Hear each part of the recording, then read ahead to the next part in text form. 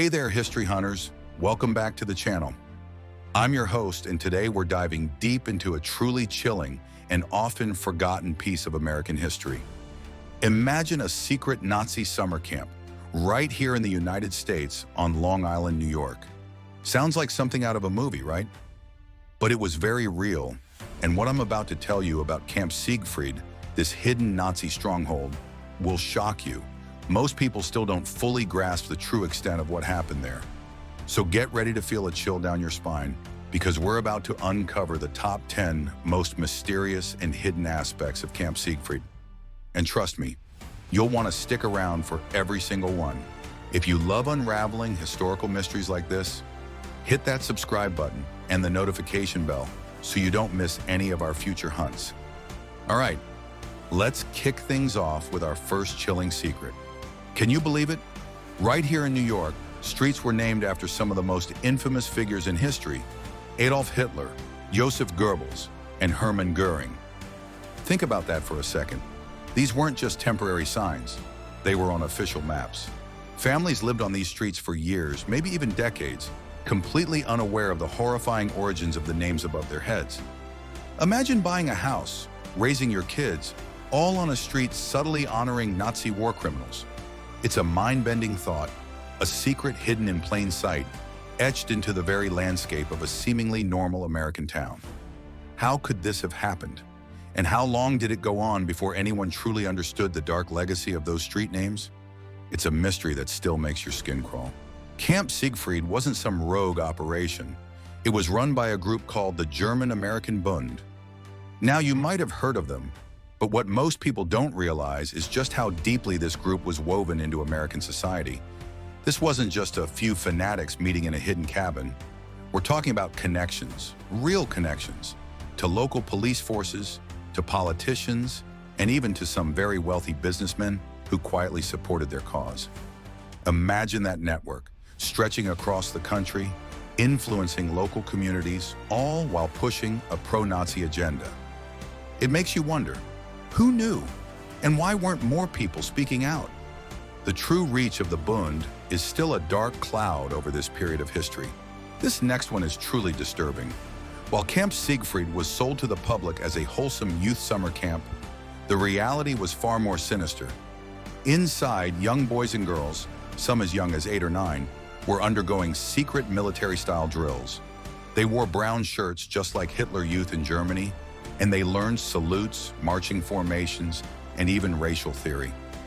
Think about those innocent children being taught hate and division, drilled like soldiers in a foreign army, all under the guise of summer fun.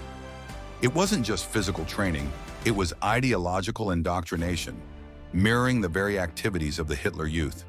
This wasn't about building character, it was about building future Nazi sympathizers, right here on American soil. It's a chilling thought that these activities went on, largely unchecked, for so long.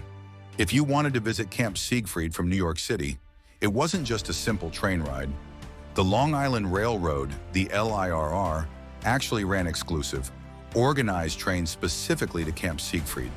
They even had a special label, Camp Siegfried Special. And these weren't just ordinary rides. Imagine stepping onto one of these trains and finding yourself surrounded by pro-Nazi literature and propaganda, plastered everywhere. These weren't just visitors, they were participants in a journey designed to immerse them in Nazi ideology, even before they reached the camp. The fact that a major American railway facilitated this speaks volumes about the level of infiltration and acceptance, or at least tolerance, of these activities. It's a shocking detail that paints a vivid picture of the sheer audacity of the Bund. This next mystery stretches beyond the camp itself, affecting the very fabric of the surrounding communities. The land around Camp Siegfried wasn't just random property. It was owned by a group that had hidden covenants, those legal rules tied to property, that shockingly banned Jews and non-whites from buying property there. Think about that. These weren't just unspoken prejudices. These were legally binding restrictions embedded in property deeds, with clear Nazi-sympathetic roots. And here's the kicker. These restrictions lingered, unaddressed, well into the 21st century.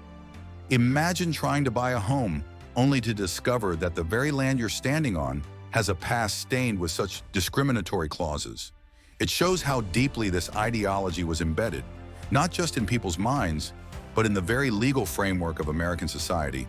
It's a testament to the long shadow cast by Camp Siegfried. Now, you might be thinking, where was the FBI in all of this? And that's a great question.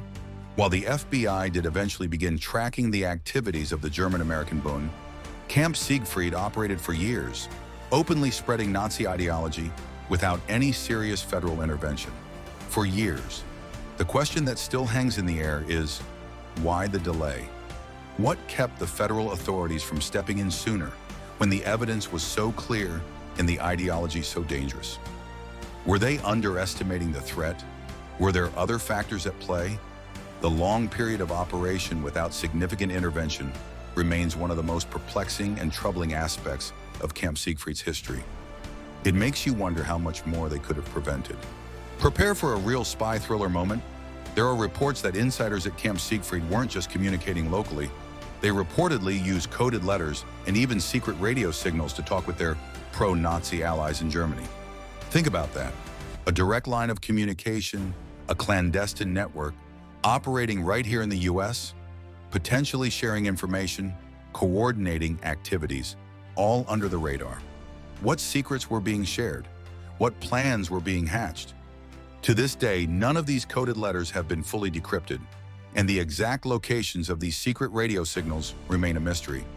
It's like a real-life espionage novel with unanswered. This is a historian's nightmare and a true mystery.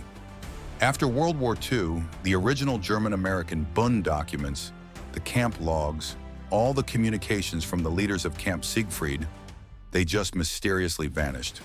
Poof, gone. Historians believe some were likely destroyed to cover tracks, but others suspect they might be hidden away in private collections, perhaps waiting to be discovered, or perhaps never to be seen again. Imagine the secrets held within those documents, the names, the plans, the full scope of their operations. Their disappearance is a gaping hole in our understanding of this period, and it only adds to the eerie feelings surrounding Camp Siegfried. What were they hiding that was so important it had to disappear forever? Thousands of children passed through Camp Siegfried. Think about that for a moment. Thousands of young, impressionable minds exposed to Nazi ideology, military drills, and racial hatred. And here's the heartbreaking mystery. Many of them never spoke about their experiences. Why? Perhaps they were too young to fully grasp what was happening. Maybe they were ashamed, or perhaps they simply didn't realize they were being exposed to such a dangerous ideology until much, much later in life. Their silence has kept the full truth of what went on in those camps hidden in the shadows. We're talking about generations of people who carry this unspoken history, and we may never know the full impact it had on their lives or the lives of their families. It's a silence that speaks volumes about the trauma and confusion they must have experienced. Finally, let's talk about what happened after the war. Instead of openly acknowledging the horrific past of Camp Siegfried, the land was quietly repurposed and sold off. The new residents, the families buying homes there, were never told about the Nazi past of the land they were living on. This wasn't an accident. It was an intentional act by developers and local officials to bury the camp's history, to protect reputations, and of course, to protect property values.